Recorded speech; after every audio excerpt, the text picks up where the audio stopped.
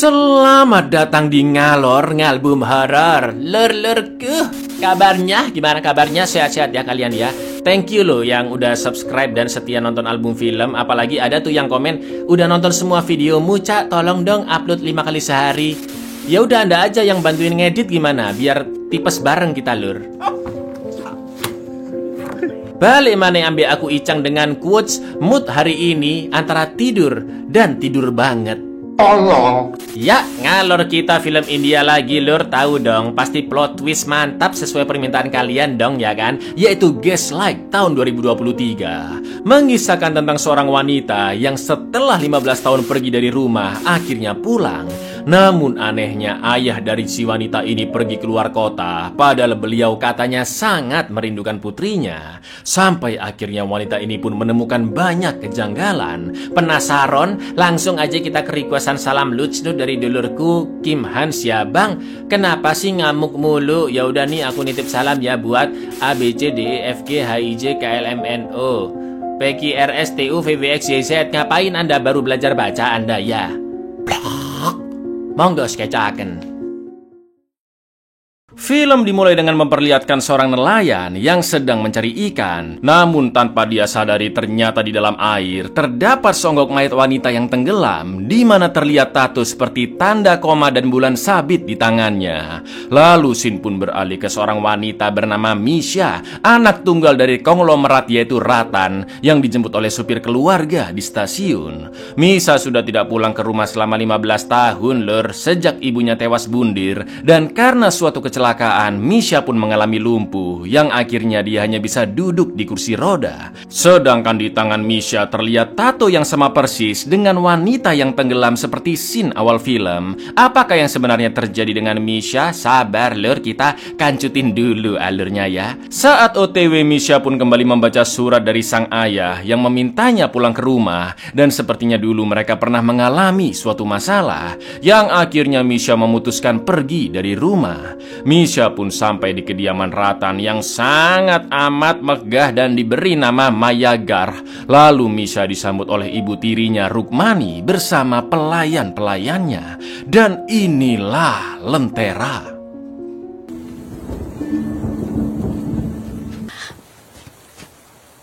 Hi Rukmini. Welcome.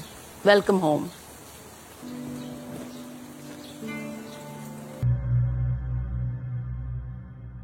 Setelah itu Rukmani mengantarkan Misha ke kamarnya, yaitu kamar masa kecil Misha, yang bahkan masih banyak barang-barang Misha dahulu karena Ratan melarang siapapun menyentuh barang-barang di sana. Lalu Misha pun melihat buku gambarnya dan teringat banyak kenangan manis keluarganya. Namun di lain sisi terlihat gambar kedua orang tuanya yang sering berantem, dan itu membuat Misha kecil selalu menangis. Bahkan Misha menggambarkan ada sosok iblis yang menghantui rumah tersebut dan membuat hubungan kedua ortunya tidak harmonis.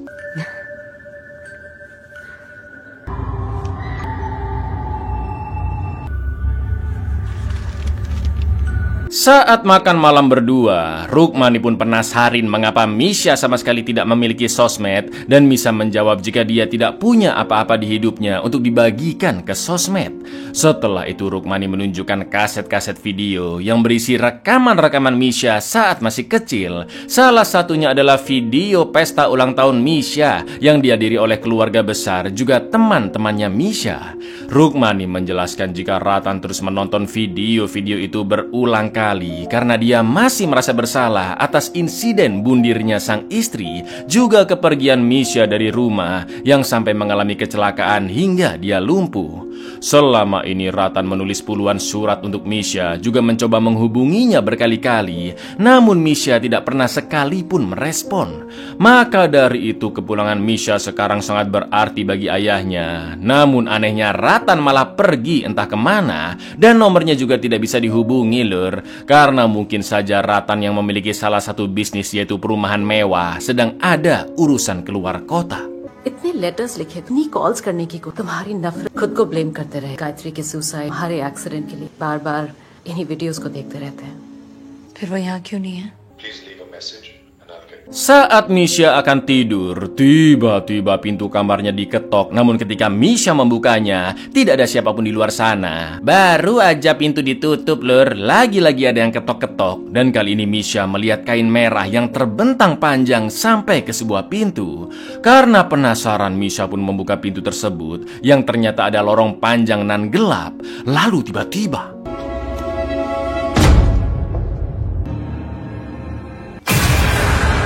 iya, ada sosok bertopi memegang lentera di ujung lorong. Dan Misha pun mengira sosok itu adalah ayahnya. Karena dulu ayahnya suka main sulap sambil menggunakan topi juga mantel seperti itu, Lur. Misha pun langsung mengejarnya sampai ke bagian tengah-tengah rumah. Dan tak lama kemudian sosok bertopi itu terlihat menaiki tangga. Lalu Misha yang melihat siluet sosok itu ada di balik tirai langsung membukanya. Dan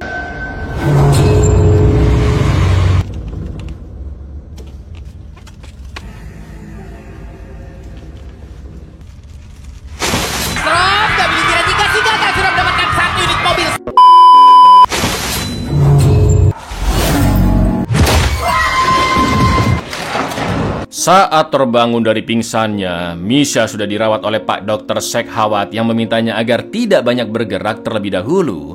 Ternyata Misha ditemukan oleh manajer perumahan mewah yaitu Kapil dan seorang pelayan sebut saja Marpuah. Karena teriakan Misha terdengar sampai ke rumah mereka yang tak jauh dari sana.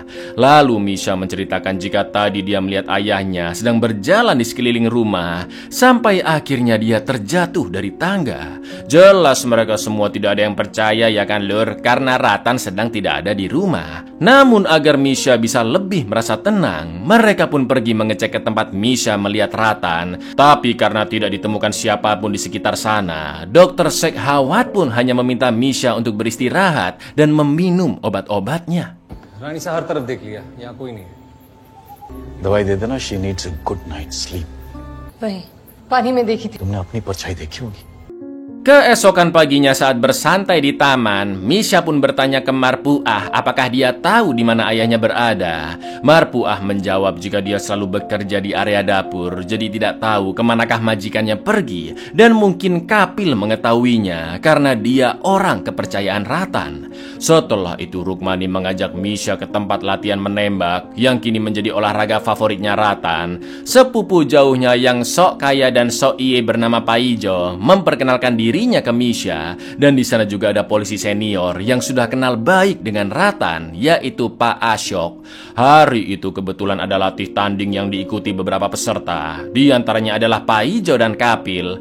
Terlihat skill menembak Kapil yang lebih baik, Lur. Dan Paijo yang gak mau kalah pun meminta asistennya merusak laras senjata untuk mencelakai Kapil.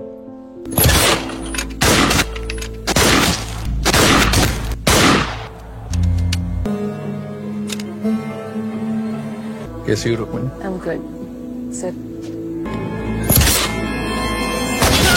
Kapil pun mengobati sendiri luka di tangannya dan mengambil serpihan-serpihan senjata yang menancap. Tak lama kemudian Misha datang untuk mengecek kondisi Kapil dan bertanya bagaimana senapannya bisa meledak seperti itu. Kapil pun menjelaskan jika ledakan itu karena ulah iseng Paijo yang pasti menyuruh asistennya memasukkan batu ke dalam laras. Namun Kapil hanya bisa pasrah karena Paijo pasti tidak suka orang seperti Kapil bisa sejajar dengannya. Dan menurut Kapil, orang kaya yang benar-benar baik adalah Ratan. Lalu Kapil menceritakan bahwa dia sudah sejak lama mengenal keluarga Ratan. Berawal dari Kapil yang berusia 10 tahun mencuri di rumah itu dan tertangkap. Namun Ratan bukannya marah atau memanggil polisi. Justru dia menyadarkan Kapil atas perbuatannya. Bahkan membiayai seluruh pendidikannya melalui yayasan milik Ratan. Misha pun bertanya apakah Kapil tahu di mana ayahnya berada. Namun Kapil mengatakan jika dia baru saja kembali ke rumah tersebut karena sebelumnya dia sedang mengurus sengketa properti dan tidak tahu di manakah Ratan berada. Kapil juga mengaku tidak tahu apa-apa soal kehidupan pribadi bosnya meski dia cukup dekat dengan Ratan. वैसे मेरी पढ़ाई लिखाई का खर्चा भी आप ही की फाउंडेशन ने पूरा किया। राजा साहब की तरफ से कोर्ट गया हुआ था, हाल ही में लौटा हूँ तो उनकी निजी जिंदगी से कोसों।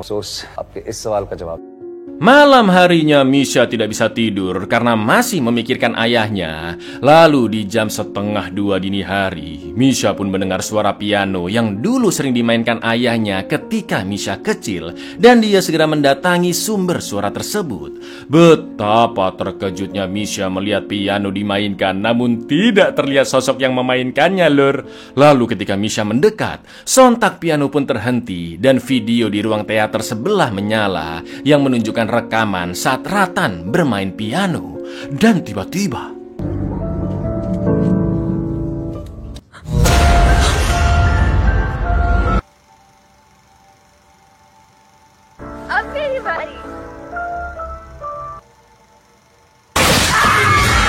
karena teriakan Misha, semua orang pun terbangun. Akan tetapi tidak ada yang percaya dengan omongannya. Pagi harinya Misha juga menceritakan hal yang sama ke Ashok dan dia khawatir telah terjadi sesuatu pada ayahnya. Ashok mengatakan jika dia sudah mengecek berulang kali ke sekeliling rumah, namun tidak menemukan siapapun atau apapun yang janggal. Misha pun bertanya lalu mengapa ayahnya pergi tanpa kabar dan mengapa HP-nya dimatikan. Yang akhirnya Ashok terpaksa menjelaskan bahwa Ratan sudah terbiasa seperti itu, pergi tanpa kabar dan mematikan HP karena sedang asyik bersama wanita lain, lur. Akan tetapi Misha tetap kekeh jika ayahnya telah menghilang, apalagi sebelumnya Ratan menyuruhnya pulang melalui surat. Mendengar itu, Ashok pun mempersilahkan Misha langsung ke kantor polisi jika ingin melaporkan orang hilang. तो आप ही बताइए वो कहाँ है और उनका phone of क्यों है? मिसिंग पर्सन कंप्लेंट रजिस्टर की। और उसके लिए मिश्रा जी आपको आप तो एक नई सहेली के साथ किसी रिजॉर्ट पर हैं। अशोक आप स्टेशन आइए, कंप्लेन हम लिखेंगे।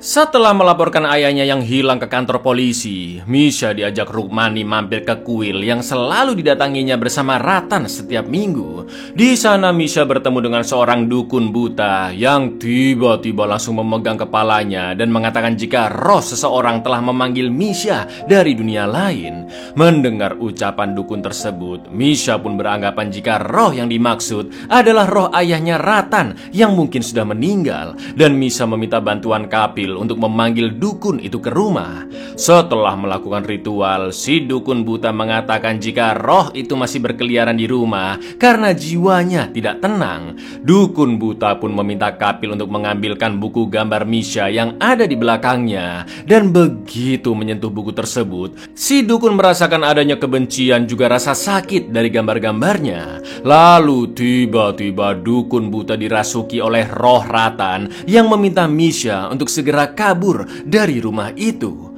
Dan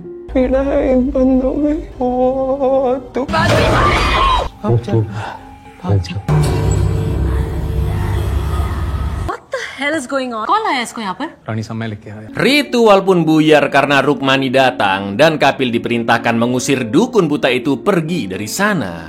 Misha pun sempat emosi dengan Rukmani karena dukun itu telah membantunya, dan Misha tidak akan membiarkan Rukmani membuat masalah lagi karena dulu kedua orang tuanya menjadi sering bertengkar ketika sang ayah Ratan berselengki dengan Rukmani, lur. Namun sebelum pergi, dukun buta mengatakan ke Misha jika roh ayahnya akan datang jam 12 malam nanti. Get out of my room. Get out of my room! उठ चुकी और ये मैं दोबारा नहीं होने दूंगी, समझी तुम? मिस्त्री आज रात 12 बजे वो जवाब देंगे। Tepat di jam 12 malam, Misha pun menyalakan lilin di depan Pigora Ratan dan Rukmani. Lalu Misha berusaha komunikasi dengan roh ayahnya. Tak lama kemudian terdengar suara klakson mobil yang berasal dari garasi khusus mobil-mobil jadul dan tidak terpakai. Tiba-tiba semua mobil membunyikan klakson, dan ketika suara klakson berhenti, masih ada satu mobil yang lampunya menyala, lur. Ketika Misha menghampiri dan mengelap debu di kaca, betapa terkejutnya Misha melihat mayat ayahnya ada di dalam sana, meskipun Misha tidak terlalu melihatnya dengan jelas.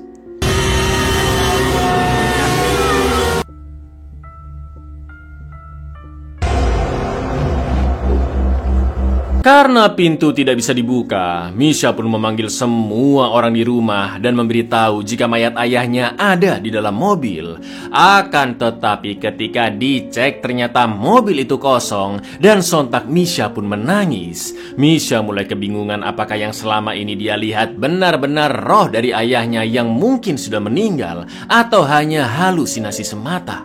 That's not possible. मैंने खुद देखा है, मैंने खुद Semalaman Misha tidak bisa tidur dan hanya ngelamun di kasurnya. Lalu di pagi harinya salah satu pelayan mengabarkan jika majikannya Ratan menelpon dan ingin berbicara dengan Misha. Rukmani pun memberikan telepon itu ke Misha dan dia terkejut karena ayahnya benar-benar menelpon. Ratan mengatakan jika dia masih ada urusan kerja di luar kota dan sinyal di sana agak susah. Ratan sangat senang putrinya sudah balik ke rumah dan dia berjanji akan segera pulang. Setelah telepon mati karena sinyal hilang, Rukmani pun mengatakan jika sekarang Misha sudah bisa merasa tenang karena ayahnya baik-baik saja. Akan tetapi Misha masih bengong dan kembali membaca surat dari ayahnya sambil melihat foto mereka berdua. Tak lama kemudian Kapil pun mendatanginya dan ikut senang karena bosnya Ratan sehat walafiat. Akan tetapi menurut Misha yang berbicara di telepon mungkin bukanlah ayahnya karena dia tidak terlalu ingat suara Ratan dan siapapun bisa berpura-pura menjadi ayahnya. Jika memang benar, entah apa motif orang itu berpura-pura menjadi Ratan. लेकिन जरूरी बात ये है कि राजा साहब बताता नहीं था। मैंने इतने सालों से उनकी आवाज नहीं, कोई भी हो सकता है। Setelah itu Misha kembali mengecek mobil semalam bersama Kapil untuk mencari petunjuk. Misha akhirnya menemukan seonggok kancing baju berlogo inisial nama Ratan yang menurut Kapil kancing itu memang milik bosnya. Dan semalam Misha juga melihat mayat ayahnya memakai baju dengan kancing seperti itu. Maka dari itu Misha yakin jika mayat sang ayah memang sebelumnya ada di mobil tersebut dan itu artinya Ratan telah dibunuh. Misha pun menuduh Rukmani lah pembunuhnya dan dia pasti dibantu oleh seseorang untuk menakut-nakuti Misha dan membuatnya kebingungan agar Misha nantinya dianggap gila, mentalnya tidak stabil dan harta warisan serta rumah itu akan menjadi milik Rukmani. ये तो राजा साहब का है। क्योंकि कल ये उनके हाथ पे था, कल दाता की बॉडी यहाँ थी, कोई तो है रुक्मिणी के साथ। कि मैं अपने आप पर शक करने लगा और सबको लगे कि मैं दाता का खून हुआ है Kapil. It all makes sense. Malam harinya Paijo si Sengak mengadakan pesta di rumahnya yang dihadiri oleh banyak tamu termasuk keluarganya.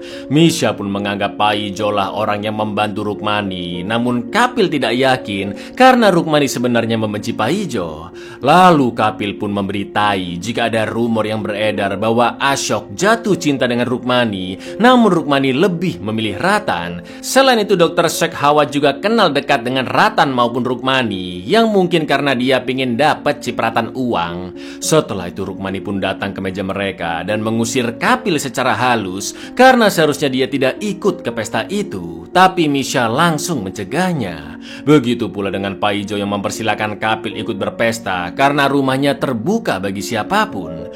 Lalu ketika Rukmani dan Paijo pergi, Misha yang curiga pun mengajak Kapil mengikuti mereka. Dan di dalam ruangan bar terlihat Paijo yang panik sambil memasukkan banyak uang ke dalam tas. Paijo mengatakan jika Rukmani hanya punya waktu sampai esok hari atau dia akan mengungkap rahasia Rukmani. Jelas mendengar percakapan itu Lur, Misha pun semakin curiga dengan mereka berdua ya kan. मैं कल तक का टाइम दे रहा हूँ तुम्हारे सारे राज को. You said you would. This has gone way too far. Don't blame it on me. Oh shit, do you even understand? What do you mean आवाज नहीं कर रहा? Selanjutnya Misha dan Kapil mengikuti mobil Paijo yang ternyata dia memberikan tas uang tersebut ke sekelompok orang dan tiba-tiba Paijo pun dihajar. Setelah orang-orang itu pergi, Misha dan Kapil langsung menemui Paijo dan menuduhnya jika bersekongkol dengan Rukmani untuk membunuh Ratan. Mendengar itu Paijo pun terkejut karena yang dia tahu Ratan hanya menghilang entah kemana. Lalu Paijo menjelaskan bahwa Ratan ingin menjual rumah mewahnya dan sudah sepakat dengan ide dari Paijo yaitu menjadikan rumah sebagai hotel. Bahkan Paijo sudah meminjam uang 500 juta rupiah untuk pembangunannya. Akan tetapi karena Ratan menghilang dan kesepakatan pembangunan hotel belum ditandatangani, Pak Ijo pun terpaksa membayar utang ke rentenir yang akhirnya tadi dia digebuki lur. Sedangkan percakapannya dengan Rukmani di bar adalah karena Pak Ijo mengetahui jika Rukmani sedang hamidun dari hubungan gelapnya dan Rukmani harus segera menyuruh suaminya Ratan menandatangani berkas pembangunan hotel. Namun jika Ratan memang benar-benar sudah tewas, maka Pak Ijo hanya membutuhkan tanda tangan Misha untuk pembangunan hotel karena dialah yang akan menjadi pemegang mayoritas harta warisan. Boutique hotel बनाने का आइडिया मेरा था, फिर गायब हो, अब मेरी लग गई है। 50 करोड़ का लोन निकाला है मैंने होटल की, समझ रही हो तुम? अगर राजा साहब सच में स्टेट की मेजॉरिटी होल्डर तुम हुई ना, तो ये रानी साहब प्रेग्नेंट है और बच्चा राजा साहब का नहीं। सुन लेंगे तुम्हारी बात। Di lain sisi, Rukmani yang sedang asyik berenang tiba-tiba dikejutkan dengan sosok wanita yang sedang menusuk-nusuk perutnya sendiri, dan ternyata wajah sosok itu adalah Rukmani lur. Saking ketakutannya, Rukmani pun langsung pergi ke kamar dan meminum obat penenang. Lalu penutup meja riasnya pun terjatuh yang menunjukkan ada retakan di cermin, dan Rukmani juga sempat berhalusinasi melihat kaki terbungkus plastik dari pantulan cermin.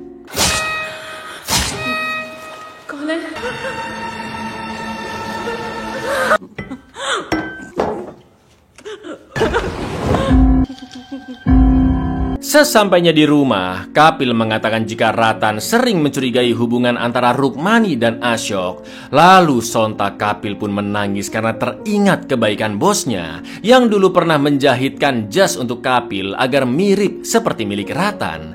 Misha pun ikut terharu mendengarnya, dan karena terbawa suasana mereka pun akhirnya berciuman lur. Beberapa jam kemudian, Pak Ijo yang sedang berada di pabrik pasir dan baru terbangun dari tidurnya akan pulang ke rumah. Namun saat masuk ke dalam mobil, tiba-tiba dia diserang oleh seseorang yang bersembunyi di jok belakang. Dan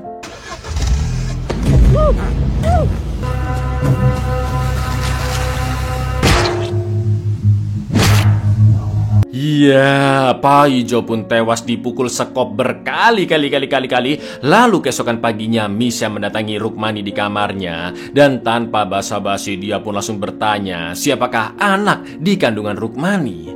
Rukmani yang emosi pun meminta Misha untuk pergi dari sana dan jangan ikut campur urusannya. Tak lama kemudian Kapil datang memberikan HP ke Misha karena Ashok ingin berbicara dengannya, yang ternyata pihak kepolisian telah menemukan mayat Pak Ijo. Rukmani pun akhirnya diantar Kapil ke TKP, sedangkan Misha mencurigai Ashok lah pelaku pembunuhan Pak Ijo untuk membungkam mulutnya. Begitu melihat Pak Supir yang sedang bersama anjing penjaga, Misha pun teringat perkataan Rukmani bahwa Ratan begitu menyayangi anjing penjaganya, dan Misha langsung menyodorkan kancing baju ayahnya agar si anjing bisa mencari di manakah tuannya berada. Pertama-tama si anjing mendatangi mobil jadul tempat kancing itu ditemukan, lalu dia berlari ke tengah bangunan tempat Misha melihat sosok ayahnya, dan si anjing pun terus menggonggong. Misha yakin jika ada sesuatu di kolam terbengkalai yang berada di lantai dasar tengah-tengah bangunan itu. Meski Pak Supir mengatakan jika kolam itu sudah ditutup bertahun-tahun lamanya, namun Misha tetap meminta Pak Supir untuk turun mengeceknya, dan Misha juga menelpon Kapil untuk memberitahu jika dia sepertinya menemukan lokasi mayat ayahnya. Lalu yang terjadi lur, मुझे दादा की बॉडी मिल गई है, कोई बहाना बना और वापस आओ। कुछ नहीं है तुम्हारी जी, थोड़ा और अंदर जाइए, कुछ होगा।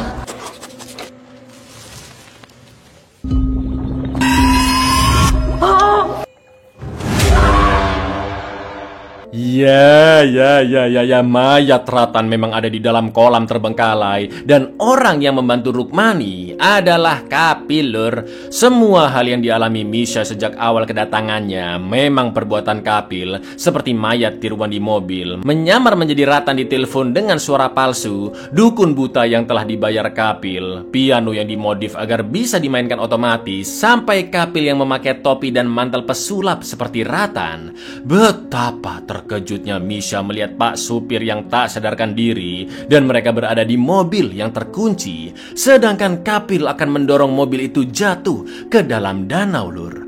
Dan मैं अपने आप पर शक करने लगा। मैं मेंटली अनस्टेबल हूँ। कंफ्यूज करना, इट डोंट मेक सेंस। मुझे डराना।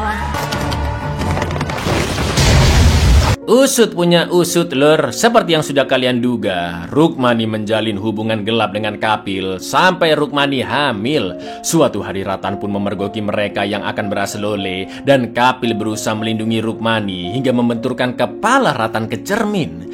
Karena sudah gelap mata, Kapil pun nekat membunuh bosnya sendiri, lalu seluruh tubuhnya dibungkus plastik dan dibuang ke kolam terbengkalai.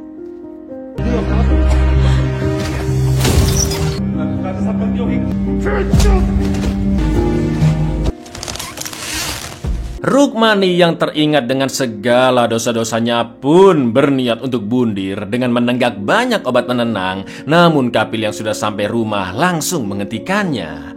Rukmani merasa tidak bisa hidup dengan kondisi seperti itu, dengan aib dan dosa seperti itu. Bahkan sebelumnya dia dihantui oleh ketakutannya sendiri sampai melihat penampakan. Kapil pun meminta Rukmani tetap tenang dan memikirkan masa depan mereka, juga calon anak mereka. Lalu keesokan paginya Rukmani berbohong ke Ashok jika kemarin Misha memaksa pergi dari rumah karena tidak kuat dengan halusinasi yang dirasakan. Rukmani sempat kepleset ngomong, lur, bahwa Misha diantar Pak Supir ke stasiun jam 11 malam. Padahal kereta terakhir jam setengah 12 malam dan jarak dari rumah itu ke stasiun sekitar 2 jaman. Kapil pun langsung meralatnya jika Misha diantar ke stasiun jam 9 malam karena dialah yang membantu memasukkan barang-barang Misha ke mobil. Setelah itu Rukmani pun berakting seolah-olah dia khawatir dengan kondisi Misha agar Ashok bisa lebih percaya dengannya, lur. जब पदम वापस नहीं आया, then I got worried. लगभग 9:15 की क्योंकि गाड़ी में उनका लगेज मैंने ही रखा था। Scared. तो मीशा को ढूंढो। Di malam harinya kepolisian pun menemukan mobil yang tenggelam di danau, dan betapa terkejutnya Kapil ketika sampai di TKP karena ternyata yang di dalam mobil hanya ada mayat Pak Supir dan terlihat kaca belakang mobil yang pecah. Ashok pun memerintahkan anak buahnya untuk mengotopsi mayat Pak Supir, juga mencari mayat Misha yang mungkin masih tenggelam di danau. Sementara Kapil mengabarkan Rukmani jika dia harus pergi ke kantor polisi untuk memberi keterangan sebagai saksi. Kapil juga memberitahu bahwa mayat Misha tidak ditemukan, namun Kapil yakin Misha yang lumpuh pasti mati tenggelam meskipun dia berhasil memecahkan kaca mobil. गाड़ी में सिर्फ एक ही लाश मिली है। बॉडी को पोस्टमार्टम के लिए भेजो, तालाब अच्छी तरह से चेक करें। सुनो, मैं पुलिस स्टेशन जा रहा हूँ अपना स्टेटमेंट देने। मीशा की बॉडी मिल जाएगी, कहाँ जाएगी वो? Malam itu petir menyambar keras, lur, dan tiba-tiba listrik pun mati. Lalu Rukmani samar-samar seperti melihat Misha yang masuk ke dalam rumah. Ketika Rukmani akan mendatanginya, Pak Dr. Shekhawat datang dan bertanya kenapa di rumah sangat sepi. Rukmani pun menjelaskan jika semua pelayan sedang berada di kantor polisi untuk dimintai keterangan karena kemarin malam terjadi kecelakaan yang membunuh Pak Supir, namun mayat Misha masih belum ditemukan. Akan tetapi, Rukmani pun sangat terkejut karena Shekhawat mengatakan jika Misha sudah meninggal seminggu yang lalu karena bundir, lur. Nah loh, scene mayat wanita di awal film ternyata adalah Misha. Shekhawat pun menjelaskan jika dia baru saja pulang dari Mumbai dan melihat langsung jasad Misha dari kamar mayat. Rukmani dan Shekhawat sama-sama bingung. Terus siapa dong wanita yang selama ini mereka lihat, ya kan? मैं अभी मुंबई से आ रहा हूँ। मैंने खुद उसकी बॉडी पहले मीशा ने खुदकुशी गाड़ी समेत उसकी बॉडी आपने खुद देखा उसे? आई हैव नो मैं Ketika masuk ke dalam rumah, terlihat Misha yang sudah menunggu di ruang tamu dan ya, wanita ini mengaku jika dirinya bukanlah Misha, melainkan teman masa kecil Misha, yaitu Fatima, yang dulu saat pesta ulang tahun pernah diberi hadiah tongkat-tongkatan sihir oleh Misha. Tentunya Fatima hanya berpura-pura lumpuh dan dia bisa selamat dari percobaan pembunuhan yang dilakukan oleh Kapil. Usut punya usut, Fatimah yang sudah dewasa dan berprofesi menjadi dokter mendapat takdir yang mempertemukan mereka kembali. di mana Misha yang sudah lama hidup sendiri mengalami kecelakaan hingga kakinya lumpuh dan dia menjadi pasien Fatima, yang mana saat itu Misha diantar oleh Dr. Shekhawat, Lur. Hari demi hari Fatimah terus merawat Misha. Mereka pun menjadi sahabat dan Fatimah mengetahui jika Misha pergi dari rumah karena begitu kecewa dengan perselingkuhan ayahnya dengan Rukmani hingga menyebabkan ibunya bundir. Hati Misha dipenuhi rasa sakit dan benci yang tidak pernah terobati. Namun Fatimah perlahan-lahan membujuknya untuk melihat ayahnya dari sudut pandang yang berbeda dan memberikannya kesempatan sekali lagi. Misha pun akhirnya luluh dan untuk pertama kalinya menelpon sang ayah Ratan. Hubungan ayah dan anak pun membaik dan mereka sering ngobrol lewat telepon. Sampai suatu hari nomor Ratan tidak aktif. Berkali-kali Misha mencoba telepon tapi tetap sama dan kepercayaannya sebagai anak pun kembali hilang. Hingga dia memutuskan untuk bundir karena sudah tidak kuat menerima segala beban di pikirannya dan menganggap ayahnya tidak benar-benar mencintainya. Yang mirisnya HP Ratan tidak aktif karena dia sudah dibunuh oleh Kapil, ya kan? Misha के दिल में बहुत दर्द, वो अपने आप को इस दुनिया में अकेले को मेरी नजरों से देखने लगी और मौका देने को मान गई और हमारी दोस्ती गहरी हुई। वो मुझ पे भरोसा करने लगी। सब ठीक हो जाए, जिसका भरोसा फिर से टूट गया था। Setelah kematian Misha, surat dari Ratan pun terus muncul yang meminta Misha untuk pulang ke rumah. Jelas Dr. Shekhawat dan Fatimah curiga membaca surat tersebut karena sebelumnya nomor Ratan tidak bisa dihubungi. Yang pastinya surat-surat itu dikirim oleh Kapil, ya kan, Lur? Maka dari itu mereka membuat rencana untuk mengetahui apa yang sebenarnya terjadi dengan cara Fatimah berpura-pura lumpuh dan menjadi Misha. Karena Rukmani, Kapil atau semua orang di rumah pasti tidak ada yang tahu bagaimana wajah Misha yang sudah pergi 15 tahun lalu. Mendengar semua penjelasan itu, Rukmani pun langsung memohon maaf karena telah menyebabkan banyak dosa di keluarga Ratan. Namun Rukmani berpesan ke Fatimah untuk menyelamatkan anak di kandungannya dan segera pergi dari rumah itu karena Kapil sangatlah berbahaya dan memiliki hati layaknya iblis. Lalu tiba-tiba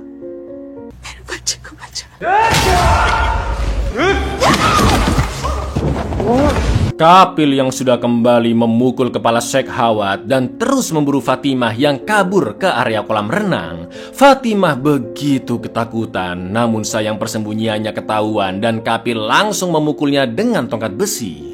Ketika Fatimah akan dibunuh, Rukmani pun datang menembak Kapil dengan pistol yang dipajang di ruang tamu. Rukmani mengatakan jika dia sebenarnya sudah muak dengan Kapil yang begitu keji, dan Rukmani juga tahu Kapil ingin menguasai seluruh harta Ratan untuk dirinya sendiri, sampai mengirimkan surat ke Misha untuk menjebaknya. Dan yang terjadi,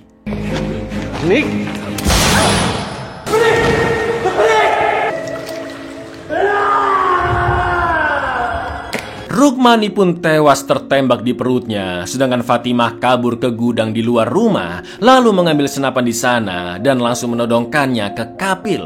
Perlahan-lahan Kapil pun berjalan mendekat sambil menceritakan kisahnya saat dia berusia 20 tahun dan berani memakai jas mahal milik Ratan. Ketika memergokinya, Ratan pun langsung menelanjangi Kapil dan mempermalukannya di depan umum sambil mengatakan jika Kapil tidak sebanding dengan setelan mahal tersebut. Hari itu Kapil pun sadar bahwa Ratan tidak sebaik seperti yang orang-orang kira dan Kapil berniat merebut semua yang dimiliki Ratan. Saat ada kesempatan, Kapil pun segera mengambil senapan Fatimah dan Fatimah hanya mengatakan jika setiap perbuatan baik atau buruk seseorang pasti akan mendapat konsekuensinya. Sampai akhirnya, Lur, हर फैसला कभी ना कभी वक्त जरूर आता है।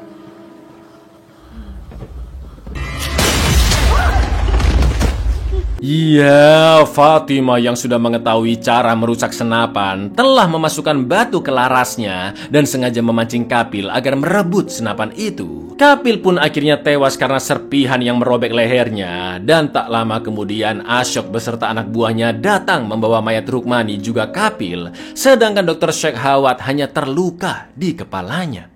Rumah megah itu dijadikan pusat yayasan milik Ratan yang diberi nama putrinya yaitu Misha. Terlihat Fatimah dan Dr. Sheikh Hawat yang ikut mendampingi anak-anak. Lalu film pun diakhiri dengan Fatimah yang nyekar ke makam Ratan dan Misha. ये पैलेस जो किसी का नहीं हो सकता अब इन बच्चों का है। Buyar, gimana? Udah puas nggak kalian sama filmnya? Jadi diingat-ingat kata-kata terakhir dari film ini, Lur. Apapun perbuatan kalian, percayalah pasti akan ada konsekuensinya. Entah ke diri kalian atau ke keluarga kalian. Assalamualaikum.